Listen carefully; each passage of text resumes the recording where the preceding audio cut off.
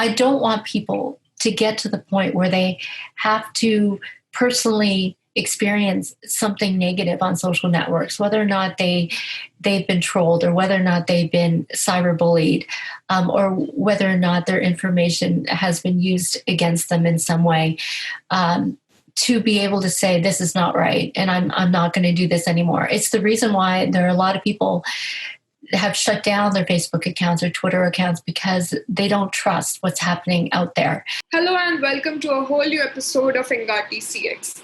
I am Drishti, your host today, and you folks are in for a treat because we have an expert of AI joining with us on the show today.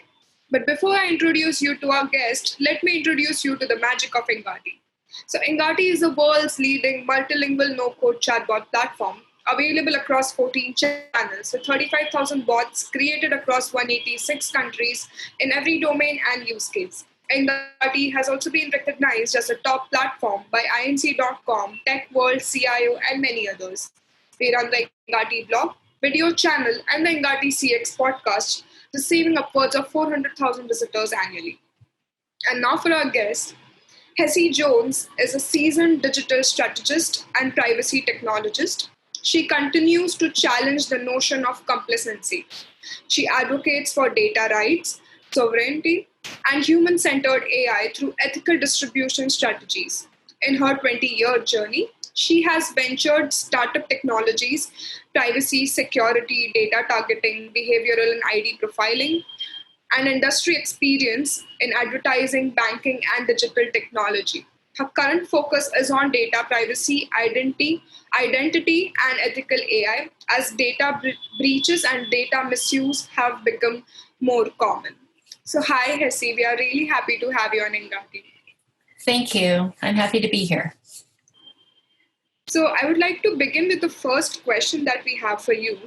That what is algorithm bias and how does it affect business? Okay, so let's go back to the definition of bias, because human bias is natural. It's real. When we talk about bias, it means prejudice. It means almost like an illogical preference. And humans are naturally biased. We're biased because we grew up in certain cultures. We grew up based on the way our parents' values have defined who we are, what we believe. We're defined based on our religion. We're defined based on what our friends say or what our friends believe. Like we surround ourselves with people who we believe align with our own beliefs. And that's how bias is formed. So when we talk about algorithmic bias needs some kind of reference to be able to develop what we call, I guess, an algorithm, right? So an algorithm is based on choices that are made by fallible human beings. Right? And they're made by the best intentions. But the issue is that if you have only very few of those human intentions, it will skew what the algorithmic bias is. And from that perspective, I think what happens is that it's not only the algorithmic bias that's actually at fault. It's the data. Because in many respects, the data is what drives the algorithm. And you can't create an algorithm without, it's a chicken and egg scenario. And if your data only resides within a specific use case, but doesn't include or represent all different types of use cases or populations, then it's inherently biased already. And that's the issue. And many of the, I would say, rules that have been dictated by business have been based on human bias. And all we're doing is basically taking a lot of those rules and processes that have been embedded in our systems for many years and trying to automate them. And then when you try to automate on top of something that's already flawed, it basically perpetuates that bias. And that's the issue. That's true. So how do you think that business as particular, like if you can give an example of how business would get affected when such a bias has been created or a system has been built on a flawed algorithm, if we can. Yeah. Okay. So I came from banking, and the role of banking is to sell products, but they want to sell products in a way that mitigates the business risk. So that means if I sell you, or I sell you, let's say, a loan, I want to make sure that you can pay it back. Yes. So we have our own systems in place, let's say for credit scoring, to determine whether or not you are worthy of that loan. Right. So we have systems in place to do that. Before there was automation, people would come in to ask for loans. And so they would look at things like they would talk to you at the desk. They would ask your name. They would figure out your education. They would know what your job is. So based on the income that you were given, how much could you pay back and when? Those kinds of things. Now, one of the things that actually helped fuel this is called redlining. And redlining in the US and I guess around the world, it was based on the belief that where you lived also determined whether or not you were worthy of specific things. And so technological redlining has evolved from historic redlining that defined populations based on where they lived. And so it affected homeowners rates, your credit scores. It drew boundaries based on where you could go to school. And it actually segregated communities effectively based on race. And so by using those things, and banking does it today, and it had done it when I was there, is that they use postal code or zip code as a way to define income. And when you define income, you define race. And then when you define race, then you start to build an aggregate picture of whether or not somebody has the ability to pay a loan back. And by defining those rules without looking at the individual as creditworthy, then you've already instituted a bias within the system.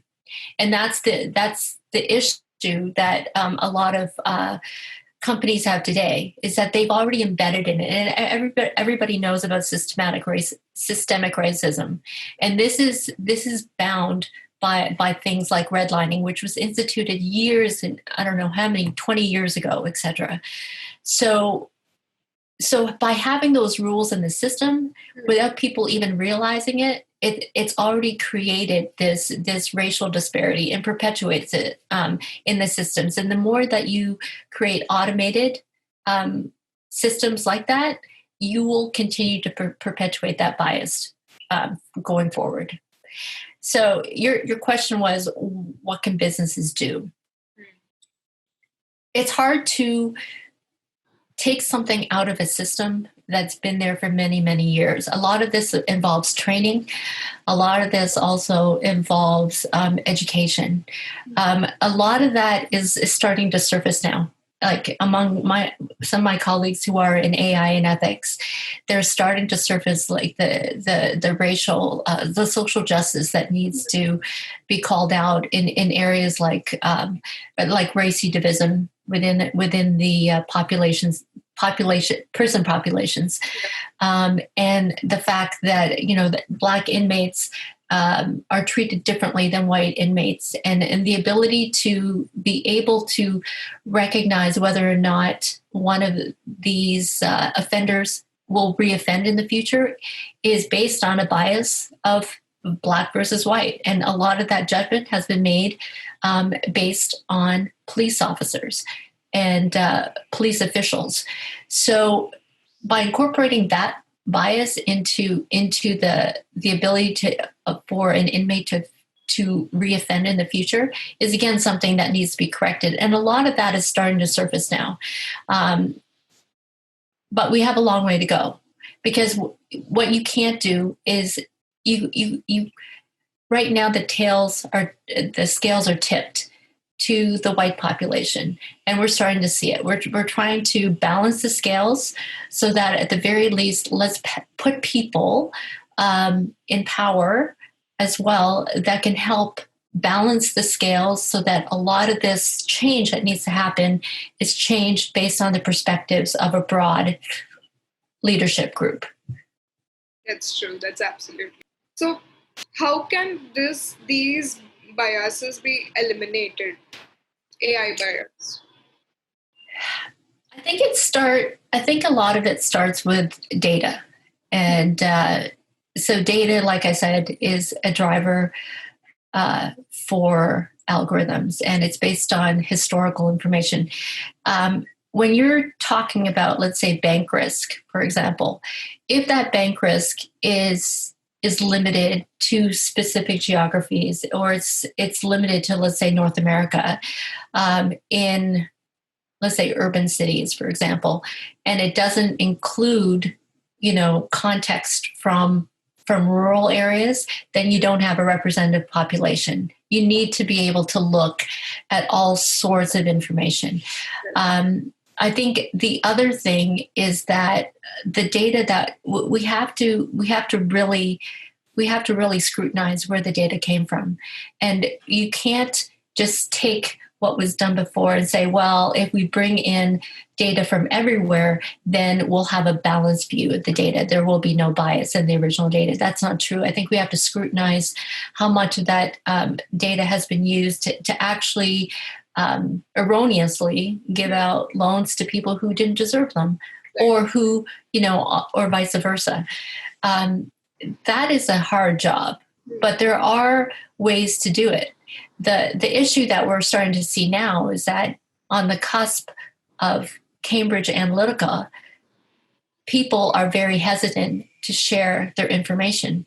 Now, in many cases, they have no choice. I mean, there's not many privacy laws in place that have enough enforcement teeth to tell organizations you can't use that person's data. The reality is that we're creating more data every day, whether we like it or not. And there is nothing in place that gives us the opportunity to just shut a third party or application down to say, you can't use my stuff. It's just not there yet. We're getting there, but it's not there yet. And it needs not only technological influence, it needs policy influence, it needs governance, and it needs the people to want it and to demand it. And all those factors aren't working together yet. So there needs to be almost an upheaval. And I think business, and there are technological solutions out there that have signed decrees or declarations to say, I'm going to create technologies for good, and I'm going to make sure that we use proper data practices. We instill privacy by design within our systems, and we make sure that there is adequate consent practices that are put into our systems so that people have control over their information. Right. It's very hard to do, because what's happening is that you want to make a decision. As a decision maker in a business, you need data to make decisions. But do you need all the data? That's my question.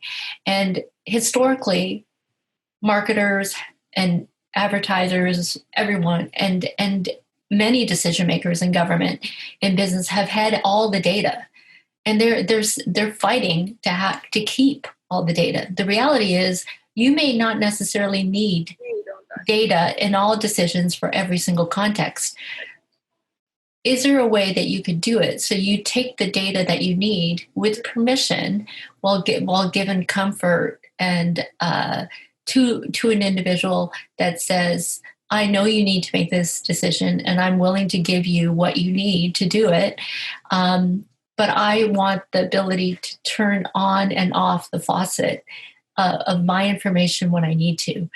That is still very much in the works, in determining what models will work both for business and for individuals at the same time.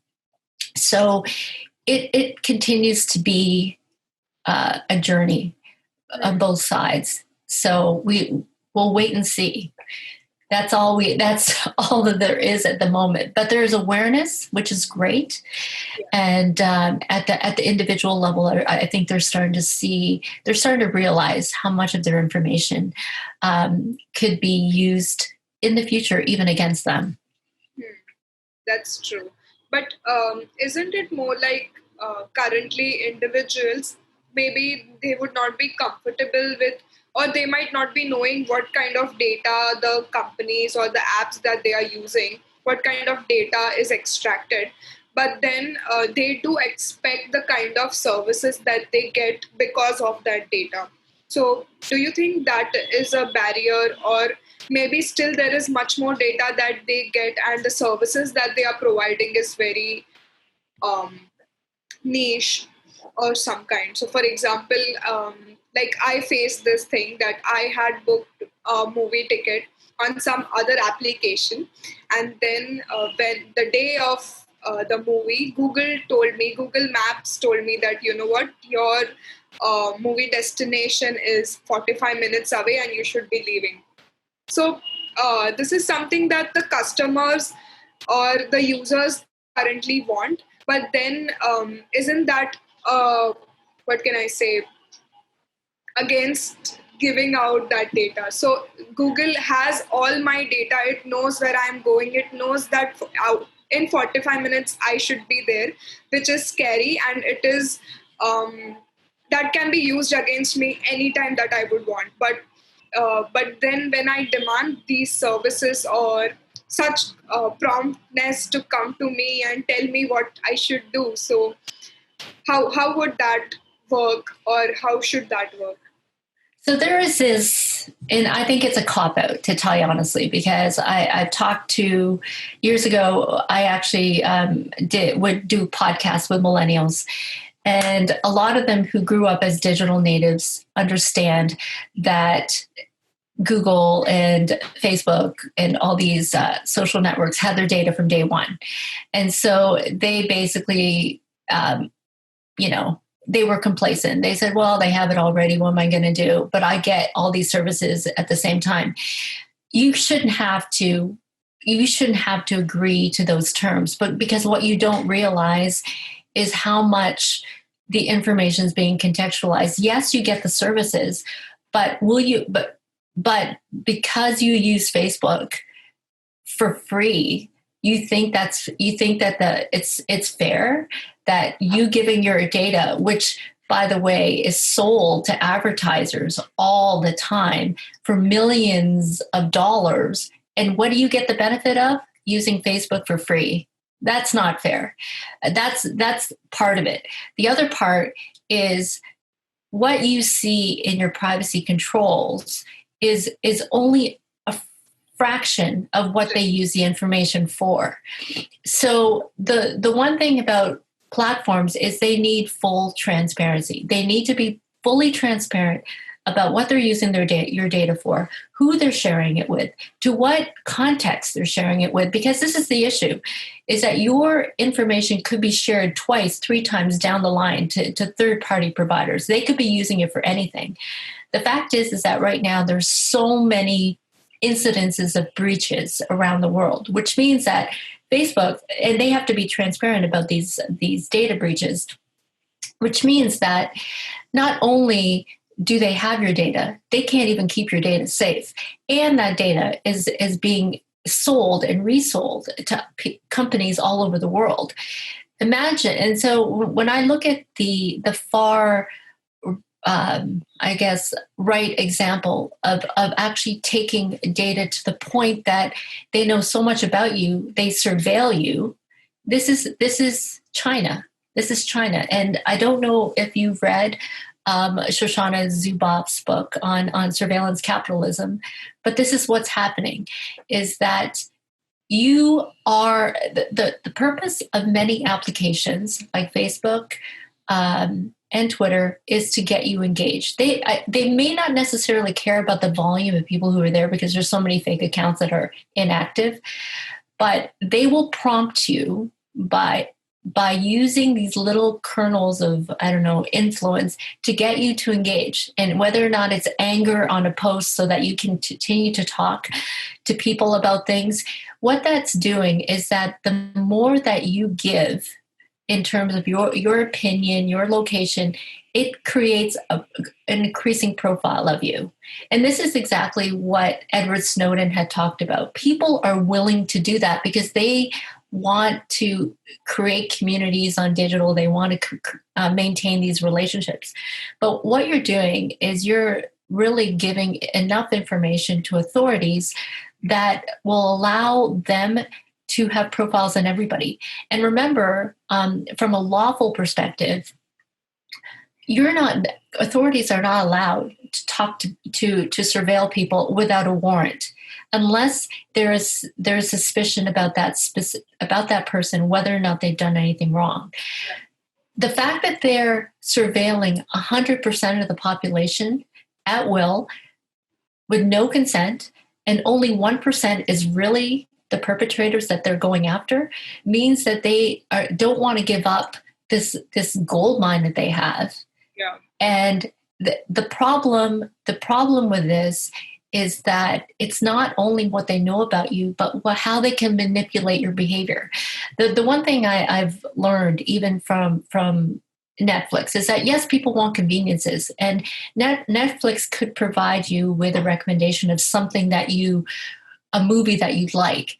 But what it's doing is it's taking your past behavior and it's saying, this is something that Drishti watched in the last 5 months. She loves romantic movies. She loves sports, and she likes blockbuster movies. And so not only it's understanding your propensities, but it's manipulating your behavior to move you in the direction that it thinks that you will go. But it doesn't necessarily mean it's your choice. It's right. Still manipulation. And so think of that scenario when it comes to voting. It's like showing you things that you have an already bias towards, let's say, left-wing Democrats, etc. And so it will only show you those things to confirm your own bias. So that's manipulation, because what's happening is that the news, as much as it used to be unbiased, it's now gone to left and right wing extremes, as you've seen. And so people who want to be informed about the election are not going to be informed by unbiased sources, because it's clear, even in the United States, which ones are left wing or right wing. I don't think there is one that's actually unbiased, because the fact is that journalism has moved to the point where it's not only about reporting evidence in the news, it's about opinion, and opinion matters. And everybody in the world has an opinion right now, and it's us trying to find people with the same opinion that we gravitate towards, and that's what perpetuates this cycle. So to answer your question, you're gonna get everything that you want anyway.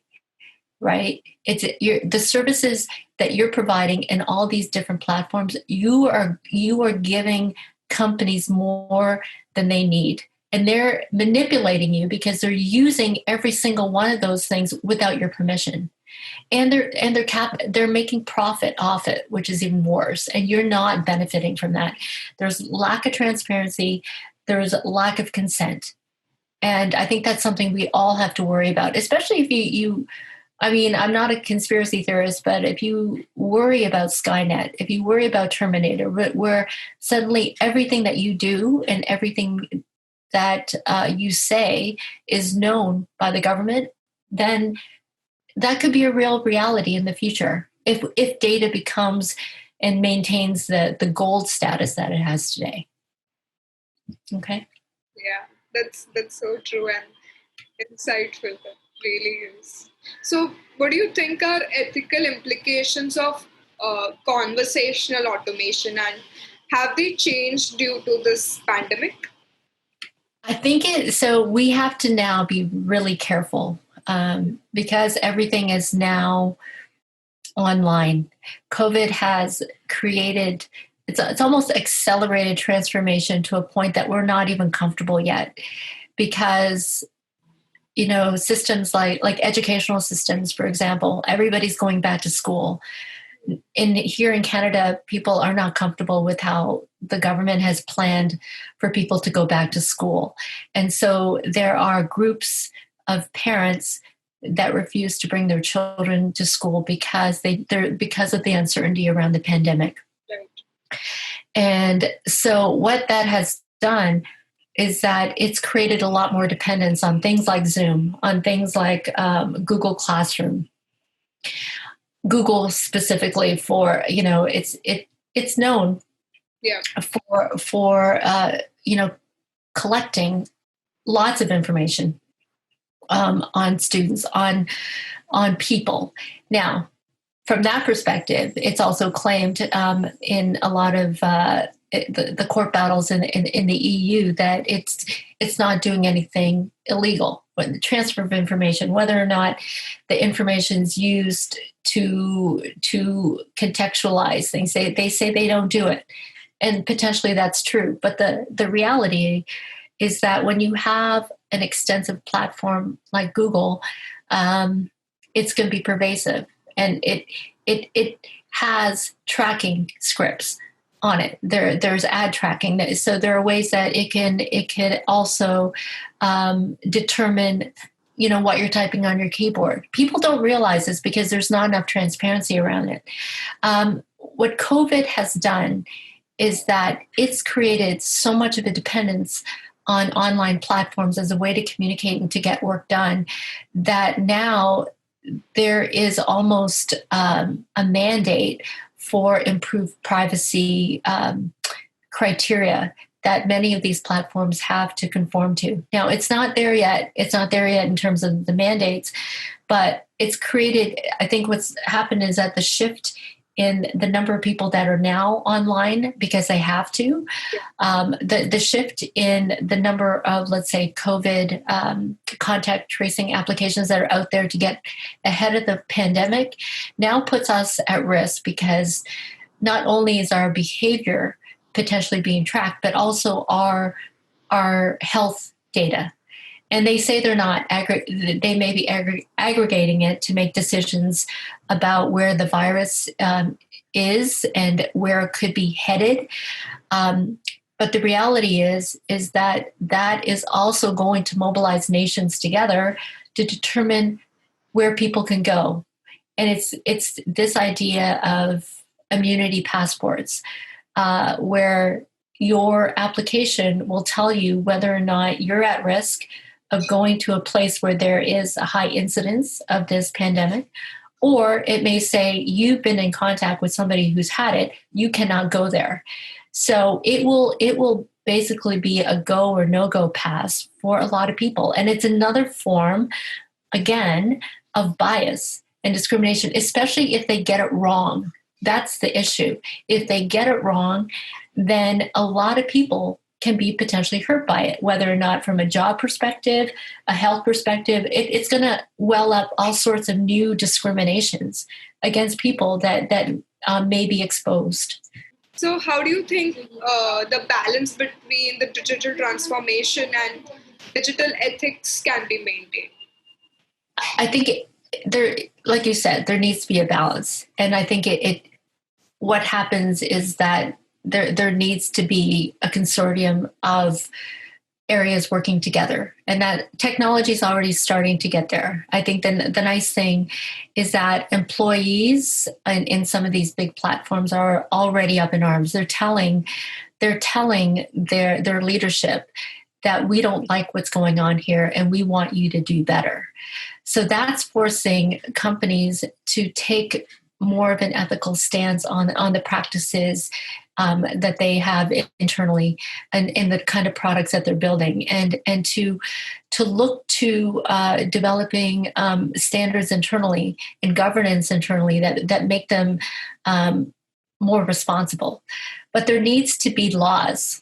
There need to be laws that mandate this. And the issue with laws right now is that they lag technology, because technology moves too fast. A colleague of mine had said, laws right now are analog, It's like your fax machine. They don't move as fast. And so if you look at, for example, right now, the privacy terms and conditions, it's like one big scrolling thing. People want to get past it because they want to use the application, but they really don't know. They really don't care. It doesn't matter how transparent you are about your privacy laws. I mean, Microsoft and Google are great at being fully transparent, but who wants to read all that? They have pages and pages of terms and conditions and security and physical surveillance policies that nobody's going to read that except for people like me. And then it's only up to us to be able to relay that to everyone else. But the fact is that if you're going to be almost fully transparent to the point that people don't want to read your stuff, it's just as bad as not having transparency at all. So it's two sides of the same coin in a way.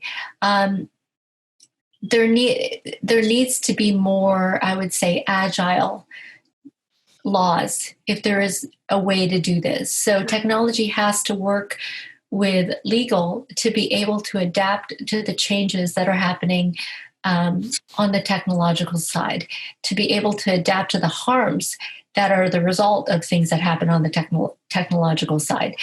Guidelines don't work. Guidelines are great, but unfortunately, the amount of red tape that it takes to actually bring some kind of observance or guidance into a law, it takes time. So how do you do that? And I think that's where you start to have to ask these institutions, what are you going to do to keep up with innovation? And innovation has to be at all levels, in business, in the technologies that are forming them, as well as government. If government doesn't keep up, then what's going to happen is that everyone will have to govern themselves, and it's going to be up to individuals. I don't think we want that because there won't be any real enforcement. And technology is going to be the governing light across all this, and we don't want that either. So are there any other thoughts that you'd like to leave with our audience, or some more information on how they can be looking out for such things? I think people in general, and I say this to my kids, but they're not, because they're much younger. They like the applications that they use. They like the services that they get. It's not until something happens to them personally that they start to change their tune and they start to look at things differently. And so I don't want people to get to the point where they have to personally experience something negative on social networks, whether or not they've been trolled, or whether or not they've been cyberbullied, or whether or not their information has been used against them in some way, to be able to say, this is not right, and I'm not going to do this anymore. It's the reason why there are a lot of people have shut down their Facebook accounts or Twitter accounts, because they don't trust what's happening out there. We can't have that just because the digital environment is growing to the point where everything is going to coalesce. IoT is going to have this anyway. It's going to have streaming data. We need to figure out a balance, and we need to get people more aware and educated of what's happening, because unless people actually start to say no, then nothing's going to happen. And that's the reality. Laws will have no teeth. Laws will only be merely, a URL page of guidelines that nobody reads. We need people to be intentional about their use of applications, and to start to scrutinize, if I'm going to download this thing onto my phone, what is it collecting? I mean, people have to ask themselves. TikTok is a great application, but did they know what it does? Did they know that that installs malware on your phone that collects all sorts of information that goes back to their employer or to whoever? People need to be aware. And if they're not aware, then, it's this perpetual cycle is just going to continue. But advocates like me will continue to fight and to bring information to the public. But I think everyone has to do their part. That's absolutely true. So thank you so much, Hessie, for giving us your time. I think the Thank you. discussion that we have had and the answers that you have given are very, very insightful and give us a whole lot of different perspective to how people should be looking at things. And I think the audience will really enjoy this interview. Thank you very much for having me, Vristi. Yeah.